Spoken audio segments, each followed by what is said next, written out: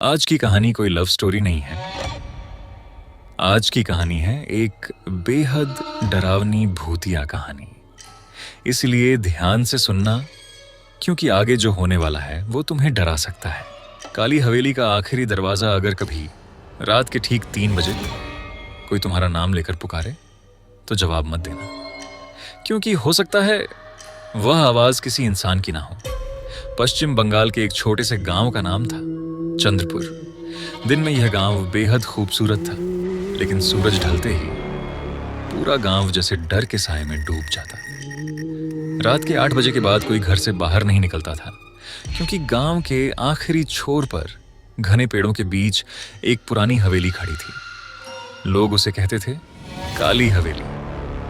पिछले 30 सालों से उस हवेली में कोई नहीं रहता था, लेकिन फिर भी कई रातों में उसकी तीसरी मंजिल पर रोशनी दिखाई देती। कभी किसी औरत के रोने की आवाज आती और कभी एक छोटी बच्ची की हंसी। ही 30 साल पहले उस हवेली में जमींदार वीरेंद्र राय अपनी पत्नी, छोटे भाई देवेंद्र और 8 साल की बेटी मीरा के साथ रहता था। एक रात हवेली के अंदर से भयानक चीखें सुनाई दी, बचाओ, लेकिन डर के कारण कोई वहां नहीं गया। अगली सुबह जब गांव वाले हवेली में पहुंचे तो पूरा परिवार गायब था। न कोई सुराग, न कोई जवाब। बस तीसरी मंजिल के आखिरी कमरे के सामने लिखा था, आखिरी दरवाजा कभी मत खोलना। 30 साल बाद शहर से एक युवक उस गांव में आया। उसका नाम था अर्णव। अर्णव डरावनी जगहों पर वीडियो बनाता था। उसने फैसला किया कि वह काली हवेली में पूरी एक रात बिताएगा। गांव में एक बूढ़े आदमी ने उसे रोकते हुए कहा, बेटा, उस हवेली में मत जाना। अर्णव मुस्कुराया, काका, मैं भूतों पर विश्वास नहीं करता।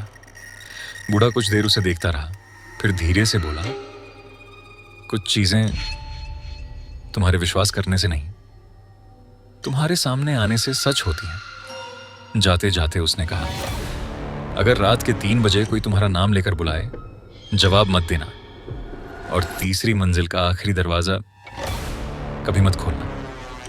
शाम के 6 बजे अर्णव हवेली के सामने पहुंच गया। उसने कैमरा चालू किया और पुराने दरवाजे को धक्का दिया। अंदर कदम रखते ही उसे महसूस हुआ जैसे कोई उसके पीछे चल रहा हो। वो तुरंत पलटा, कोई नहीं। लेकिन जब उसने कैमरे की स्क्रीन देखी, उसकी सांसें रुक गईं। उसके ठीक पीछे सफेद कपड़ों में एक छोटी बच्ची खड़ी थी।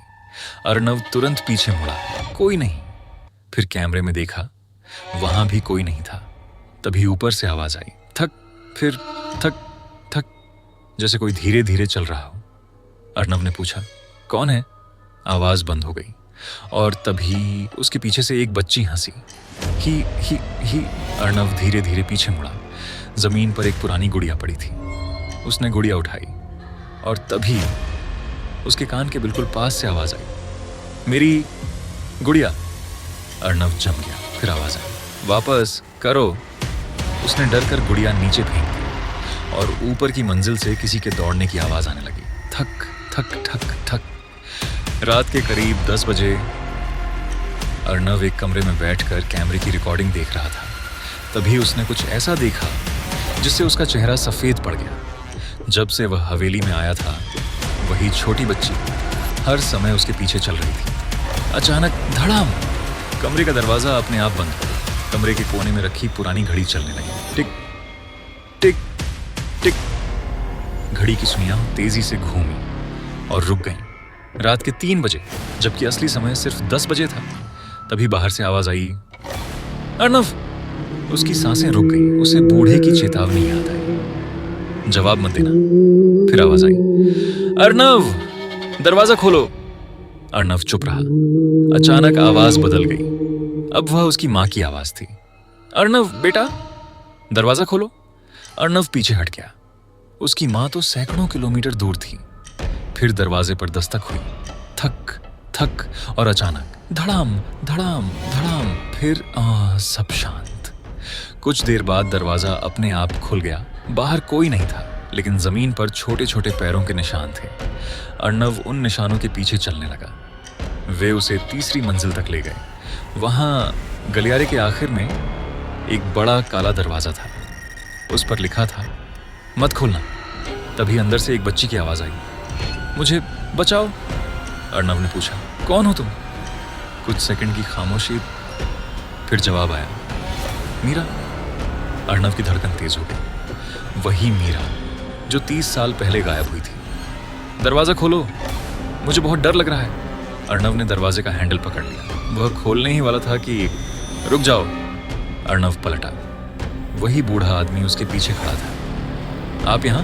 बूढ़े ने कहा। वह दरवाजा मत खोलना, अर्णव बोला। लेकिन अंदर मीरा है, बूढ़े ने धीरे से कहा। नहीं, अंदर मीरा नहीं है। अर्णव ने पूछा, तो फिर अंदर कौन है? बूढ़े ने दरवाजे की तरफ देखा। वही जिसने 30 साल पहले इस पूरे परिवार को गायब कर दिया था। बूढ़े का नाम था हरिनाथ। 30 साल पहले वह इसी हवेली में काम करता था। उसने बताया कि वीरेंद्र का छोटा भाई देवेंद्र बहुत लालची था। एक दिन उसे हवेली के तहखाने में एक रहस्यमयी किताब मिली। उस किताब की मदद से उसने एक अंधेरी शक्ति को जगाया। उसे लगा था कि वह शक्ति उसे अमीर बना देगी, लेकिन उसने जो जगाया था वह इंसान नहीं था। वह लोगों की आवाज की नकल कर सकता था, किसी माँ की, किसी दोस्त की, किसी अपने की, और जो उसकी आवाज का जवाब देता वह उसके जाल में फंस जाता। तभी काला दरवाजा जोर से हिला, धड़ाम। अंदर से आवाज आई, झूठ। फिर मीरा की आवाज सुनाई दी, अर्णव, हरिनाथ झूठ बोल रहा है। अर्णव ने हरिनाथ की तरफ देखा। आवाज फिर आई, उससे पूछो उस रात दरवाजा किसने बंद किया था? हरिनाथ चुप हो गया। फिर उसकी आंखों से आंसू बहने लगे। हाँ, दरवाजा मैंने बंद किया था, लेकिन मीरा को बचाने के लिए। अचानक हवेली की सारी खिड़कियां खुल गईं। धड़ाम, तेज हवा चलने लगी और काला दरवाजा धीरे धीरे खुलने लगा। हरिनाथ चिल्लाया, भागो।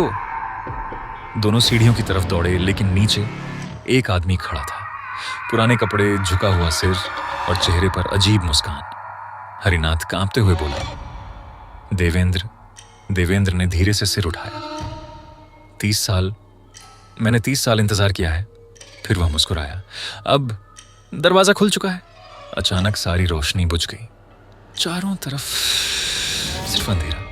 फिर अर्णव के कान के पास आवाज आई, अर्णव, मेरे साथ चलो। वह हरिनाथ की आवाज थी। अर्णव उसके पीछे चलने लगा, लेकिन अचानक वह रुक गया। उसने धीरे से पूछा, तुम्हें मेरा नाम कैसे पता? सामने खड़ा हरिनाथ रुक गया, धीरे धीरे पलटा और मुस्कुराया। आखिर तुम्हें समझ आ ही गया। अर्णव पीछे हट गया। वह हरिनाथ नहीं था। अर्णव पूरी ताकत से भागा। कुछ दूर जाकर उसे असली हरिनाथ मिला। दोनों तहखाने में पहुंचे। वहां एक पुरानी किताब मिली, लेकिन उसका आखिरी पन्ना गायब था। तभी अर्णव को वह गुड़िया याद आई। उसने गुड़िया के कपड़ों के अंदर देखा। वहां एक पुराना कागज था। उस पर लिखा था, जिसने अंधेरे को जगाया है वही उसे वापस बंद कर सकता है। अर्णव ने कहा, देवेंद्र। तभी पीछे से आवाज आई, बहुत देर हो चुकी है।